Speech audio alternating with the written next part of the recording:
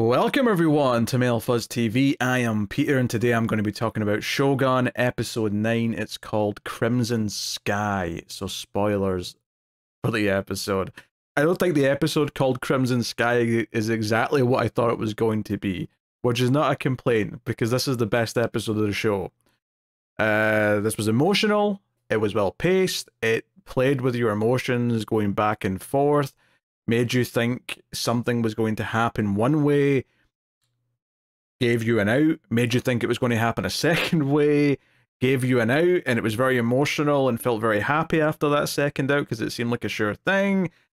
And then the ending seems to have went through with it for the third and final method, which is the death of Mariko. Now maybe somehow we're going to find out she's alive next episode. I find it difficult in this moment to believe that is the case, but maybe they'll do it. Maybe they'll explain it somehow and I'll be fine with it. But as a single episode of TV, this was very, very well executed. Every scene that she was in, every encounter she had with Lady Achiba, which I was anticipating being good, was very good. One of the things that I really liked early on, well, I'll say, was it middle of the episode or about a third in, is the big scene where they're going to talk to Ishido properly in front of everyone, and Yubashige and Blackthorn sort of go up front first, and Ishido basically just calls Yubashige a liar and a traitor, and he'll probably have his head, and that's basically that. But Mariko comes in, and obviously we know as the audience she's got some kind of plan that she's enacting in conjunction with Toranaga. And she basically says, hey, I'm not going to be here, right? You've invited me to this poetry slam or whatever it is, but I'm not going to be here. I'm going back to Toranaga with his ladies and his young son, his new son that he's not met yet. And there's a great moment here early on in this sort of statement. It's not even a request, it's a statement. She's serving her lord. The lord has asked her to escort them back. She's doing that tomorrow morning. Ishido puts up a fuss. And very quickly, Lady Achiba steps in and tries to end the conversation and says, why don't we discuss this in a more private matter later? This is not the time or place for this conversation.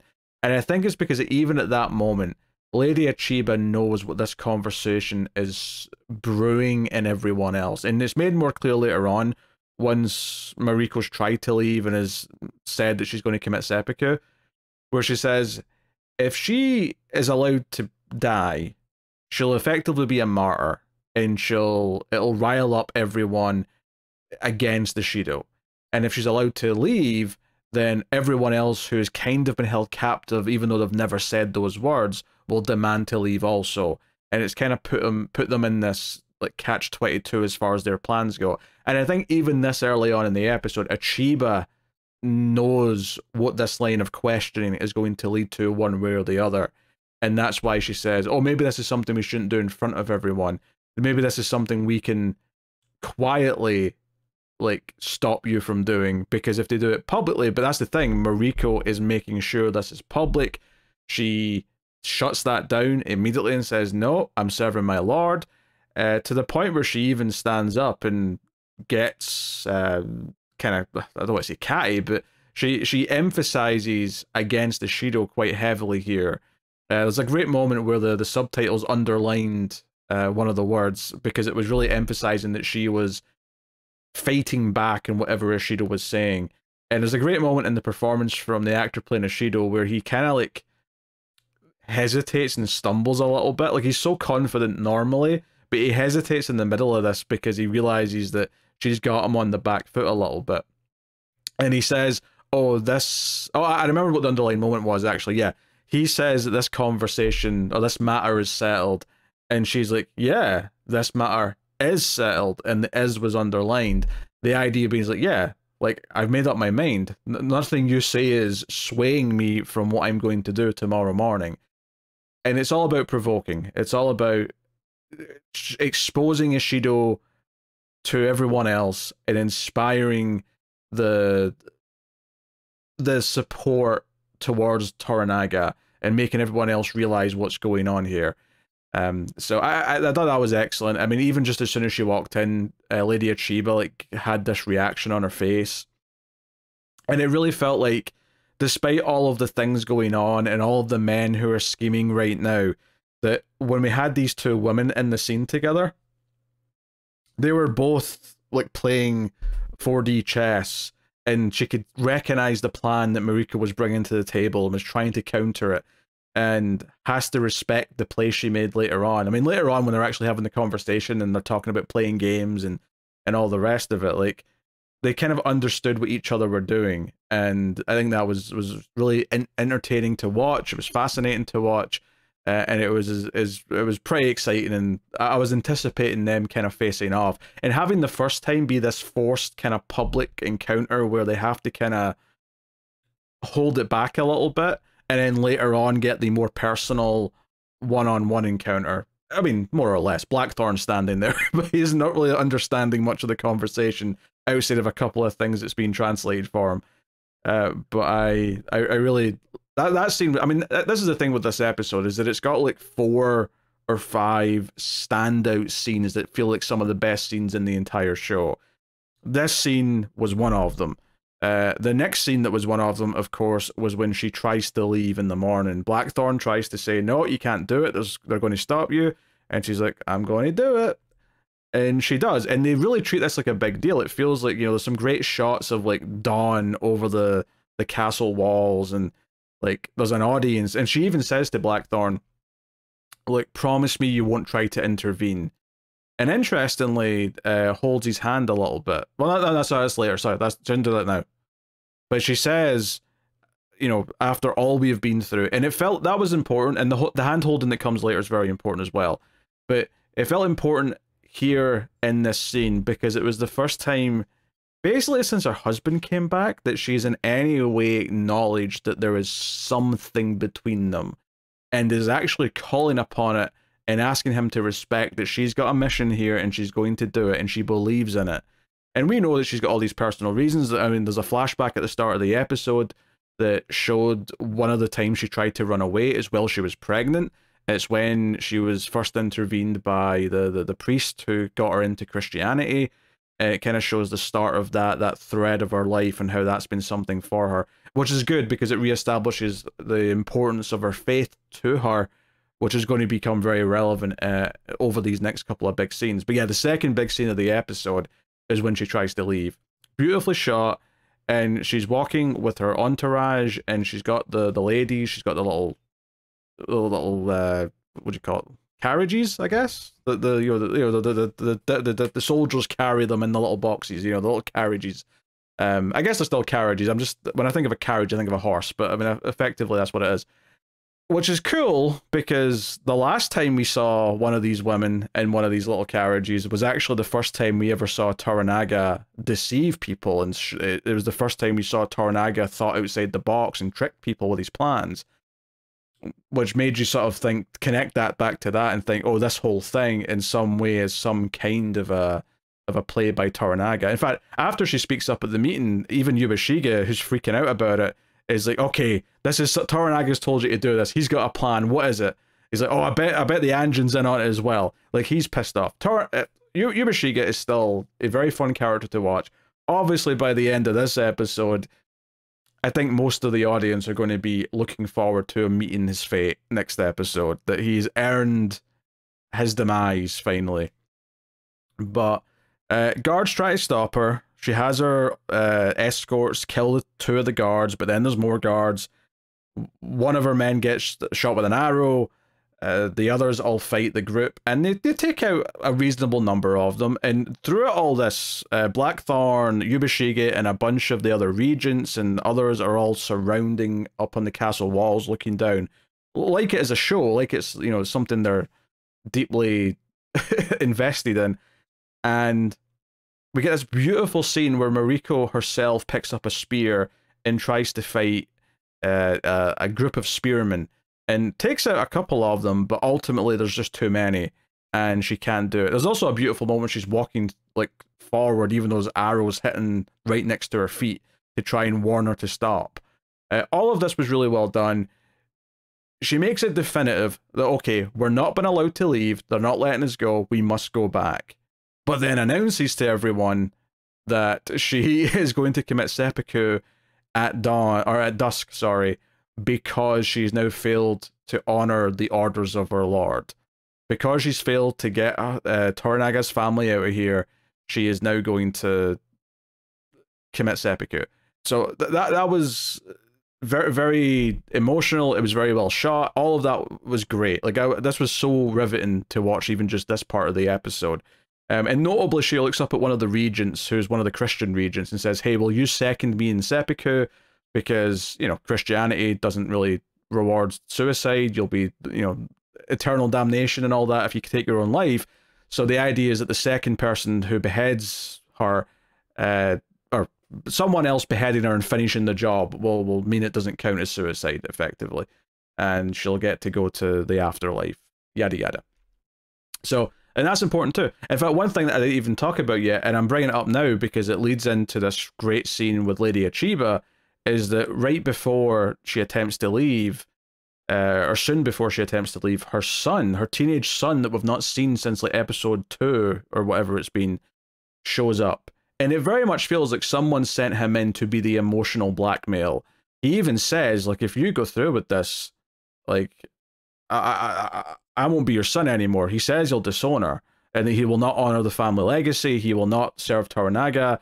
He served new people. He even does a lot of this scene in English to kind of like carry that home, that he's it's almost like by choosing to do it in English, he's really emphasizing this idea that he's not going to honor the traditions of his family and the Japanese kind of like line of command, if you will. That was good, and it ties in really well to the Lady Achiba scene, where Lady Achiba basically pretends that she wants the Anjin to come talk to the heir, but it's really just a ruse to get Mariko there so she can talk to her. And she very, very quickly brings up, or maybe it's later in the scene, but she brings up at one point, who's going to protect your son if you're not here, if you go through with this seppuku?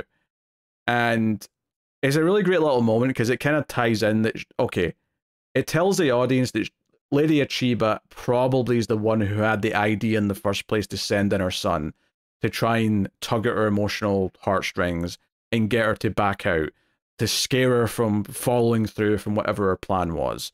Because she intentionally reflects back to it here. She refers back to it and says, hey, what about your son? And the fact that her son came to see her and sort of dropped a lot of those bombshells on her, it feels like that was her ploy, that was part of her game to try and stop what Mariko's doing.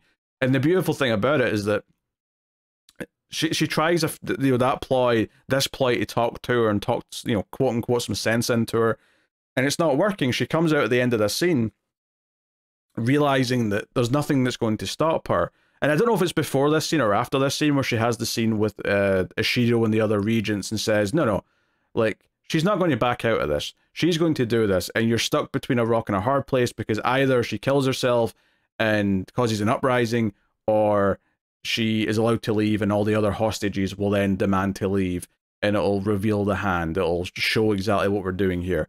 So either way, we have to deal with this. And I think one of the things that's really cool about the relationship between Lady Achiba and Mariko is that it is relatively kind of unexplored. It's relatively just kind of implied. We got a little bit in flashbacks, of course, what it was like and how their fathers were enemies and that they were like sisters, but obviously this rift between them, and it kind of presents them as like two equal minds who understand each other, and that's why they can both see what the other is doing. But it's not like said explicitly. They don't say too much of this out loud. It very much is left to be like, no, their actions that we're seeing them take now and how they're responding to each other are filling in and letting your mind fill in a lot of like the history. It's like, well, because they're like this, it suggests how they used to be together. It suggests a lot of things that makes it, I think, very engaging to the audience to kind of piece parts of their history. Likewise, after this, Blackthorn comes to her, Mariko, well, they're just walking away basically in the next area. He basically begs her not to go through with the seppuku, says that if you're not going to stay alive for Toranaga, for yourself, for your god, or whoever, then would you consider staying alive for me? And again, this is like finally explicitly them talking about the fact that they've had some kind of relationship, something that she's been ducking for, you know, understandable reasons, but has been ducking for what has felt like half the show at this point. And she reaches out her hand and holds his hand and doesn't say anything, just kind of gives him this moment to acknowledge that she understands that how he feels about her, and that she understands and maybe even like appreciates that he feels this way and that he wants her to live, but ultimately is not going to go along with it. And this is all done without saying a single line of dialogue, right? Once he's made his request, the rest of the scene plays out in actions. There is no dialogue after that point. It's very, very good. So, and I'm not even, like, we've only had 2 of the highlight scenes so far, because the next highlight scene, again, a lot of great build-up in the way that the editing and the shot selection of, like, there's someone drumming up top. It feels like there's like a sort of gracefulness to like how the area, the room where she's going to commit seppuku is, like, we see some of the ladies like preparing the floor mat and all that, and it feels like, you know, there's a ceremony and there's a build-up. But of course, the big emotional thing here is that, other than the fact that she's going to die, potentially, is that the regent who promised to be her second in the suicide is not there. He doesn't show up. And it's this moment of sadness. And she even takes off her cross right after she realizes he's not going to be there. And it adds this extra layer of, like, she's still going to go through with this, but now she's kind of going to be, you know, as far as she believes, she is going to never get into heaven because this will just be a suicide now. And Blackthorn steps up. He comes forward and says he will do it. You know, people, you get memes and stuff where it'll say things like, oh, find someone who looks at you the way, and it'll, you know, they'll give you like a silly example of like the way so-and-so looks at so-and-so. And as soon as this happened, all I could hear in my head was, oh, find someone who is willing to be your second in seppuku so you can go to heaven, the way that Blackthorn, even though he doesn't want her to die, but he'll do it for her because that's what she wants. Like, this is such an absurd thing that he's willing to do for her, but he seemingly is. And we get the build up, she holds the blade out, and I was expecting this not to go through here. I definitely was expecting this to get interrupted somehow. And of course, it's as Yoshido comes in, he throws down some permits and says, there's your permits to leave. This is foolish, but this is what you've brought us to. And immediately some of the other ladies are like, hey, can we leave too then? We want to go. We want to leave. He's like, apply for the permits then and you can go. So he's very pissed about it. But it does feel like a big thing. And even a small moment right afterwards is when Blackthorn puts out his hand for her. You know, earlier on, she touched his hand intentionally, and now he's holding out his hand for her to get back up. And it's almost like in that moment, like obviously the relief and the realization that it's not happening sort of still sinking in, but it's like that moment where she actually takes his hand, she's accepting that she's still going to live. It's like, oh, it's, you know, like she was on a ledge almost and has made the choice to live, even though that's, you know, obviously something else caused that decision. This is the acceptance that she's still going to live, which is why the way that, you know, these scenes between her and Blackthorn play out, where this night he comes to her, and it's very notable that the first time they spent a night together, she came to him, and she came to him like kind of in secret, in darkness, like, you know, all the candles were out, it was all very silhouette, which was romantic in its own way, don't get me wrong, but I think it's symbolic that this time he comes to her. And the candles are all still lit. They're I mean, it's still just candlelight. It's not like, you know, bright floodlights or anything, but it's much more clear. It's much more open, not to other people, but it's more open to them. It's much more honest about what they're doing here, that he's making this choice to reach out to her because he's happy she's alive, because there's a connection, and she is going to make the choice to be with him, but this time sort of do it without the, you know, the plausible deniability later, like she did last time, where she sort of pretended it didn't happen. And it was kind of playful in a sense, but obviously as soon as the husband came back, it was like, okay, that never happened. This is all make-believe, nothing went down. But it felt like even here, her thinking she was going to die, and in a way has made her appreciate everything she did have. And not so much that she's doubting her desire to die for the reasons she wanted before necessarily, but I think this idea of that there is stuff to live for, And this sort of the beauty of this moment, because it did feel quite sensual. It felt like a really nice payoff to have like an opposite version of the first time they had sex with this one, and for it to come in this emotional place where the first time it was like there was a connection had formed between them. This time it felt like, oh no, they're now in love, and this is deeper than anything else. Like this is the. So I thought it was beautiful. This stuff was really well done. Yeah, the scene where she speaks up against Ishido and Achiba, the scene where she tries to leave, the conversation with Lady Achiba one-on-one, the seppuku scene, all four of those scenes are all just absolute standout scenes of the season. Like they are all exceptional, and they all work because we've had all this build-up, we understand the characters, we understand the decisions they're making. Even this romantic stuff between Mariko and Blackthorn feels like a big payoff because of how they've been resisting the urge to just do the typical romance stuff. It really feels like they've earned these moments where it feels more real, it feels more impactful, because it's not just been, I don't know, traditional TV, I'm longing for you stuff. Like, I don't know, it felt very refreshing the way this played out to me. But of course, it all has to come to a crashing end, because Yubishige, that little shit. So basically, Ishido has enlisted Yubishige to betray the others here, and kills some guards, and lets in some shinobi, some assassins, who are going to come after Mariko and try and kill her quietly in the night. Of course, someone does wake up and yells. There's a lot of killing going on. A lot of people who were sleeping just get stabbed. It's really quite brutal. It's almost a shame in a weird way if Mariko is definitely dead, and it feels like she is, because seeing them work together like they do, like, because once they realize there's danger and they get up, they're kind of working together, and Blackthorn's like firing his musket, his pistol through like the wooden wall to kill some of the shinobi, and he's like getting Mariko to translate to like keep the others safe. It really feels like they're working together, which is why it's very symbolic and very crushing. Even though Yubishige tried to like direct him to go a different way, because he clearly wants them to get caught because he's part of all this, even though he's pretending he's not. They go to like this shed that's got more robust doors, like, they're heavier walls and doors, so they can't just like get through. And they hear them prepping explosives to blow through the door. And there's a moment here where Blackthorn's pushing some heavy crates. He's trying to like barricade the door to sort of like, build a barrier effectively, begging Yubishige to help him move them because he's not quite strong enough to move them on his own. And Yubishige just isn't doing it. And it's kind of the perfect, like, they might have even survived this had Yubishige actually helped. We don't know for sure. They might not have. Like, it's not a guarantee. But it's nice. It's very symbolic that here, right at this moment, where he just needs another person to help push, and he's just not doing it. And Mariko basically realizes and makes the choice that this is where her sacrifice is going to be, and yells out for everyone who's hiding with them that this is Ishido's doing, and this is unjust, and makes it clear what's going on.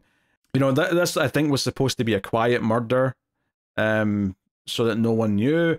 Obviously, someone waking up and yelling kind of changed things a little bit, and more of a commotion was made out of it. So, but we only have one episode left. If nothing else, it feels like she's probably achieved what Toranaga wanted her to achieve, and it almost seemed like she was going to get out and back to everyone without having to die, but the hands were forced, and Yubishige played a big part of it. He really, like, my heart kind of sank realizing that he was doing something for Ishido. We could kind of see it coming. It was set up, but during this whole thing, like, when it got to that, because it cuts to black on the explosion, you don't really get to see the aftermath of it. It just, they go for the striking cliffhanger with this one. But no, this was fantastic, and there was definitely some little things here or there that were, some moments where Yubishige and Blackthorn were trying to go without having anything translated early on, so that they'd understand basic things with each other, and they're being all buddy-buddy. I could have watched several episodes of them just try to be friends. It was kind of entertaining, in all honesty. That stuff was good. There was a couple other little things, like The main like Dutch priest was basically not buying that Toranaga was given up, as he shouldn't, because as we've seen, Toranaga is very devious when it comes to this stuff. But yeah, I mean, ultimately, this episode though, it's all about Mariko and everything relating to her and the characters she's interacting with, and it makes for multiple cinematic scenes, multiple scenes with those great performances and dialogue. There's two scenes where I'd say she's sparring with other characters that are really well done and are exciting when she's defying Ishido and challenging him in front of everyone. And Achiba trying to circumvent it because she can see what she's doing, and she can see that that Mariko might be successful if she continues down this path. Them being like the two brains in the room and kind of sparring it out a little bit are very, very good. But then you've got the majesty and the emotion of like her fighting, trying to escape, all of that stuff, the seppuku, all beautiful. And then, of course, the big cliffhanger ending where your heart kind of sinks. Excellent television. It really is a standout. I'll be impressed if the finale is as good or better than this, because, and that's okay if it isn't. Like, if the finale comes in and it's just a really good episode that matches some of the previous ones, that's perfectly okay. I'd be very surprised if it eclipses the emotional highs of this episode. But by all means, they're welcome to try. They're welcome to prove me wrong. But this was very, very good stuff. So, you know, I remember not being super convinced after the first episode, and I liked the second episode more, but it wasn't really until episode 3 and 4 where I really started to believe, oh, this may actually be a really great show. I'm very glad I stuck with it that couple of episodes just to get hooked in, because the payoffs now that we're here are pretty exceptional. So let me know what you thought of this episode in the comments below. Please do like, subscribe, all that stuff. Helps out a bunch if you do. And of course, you can support all the content over at patreon.com/MailFuzzTV and help keep it all coming. But that is me. So thank you very much for joining. I always appreciate it. Keep watching TV. Have you got any vanilla?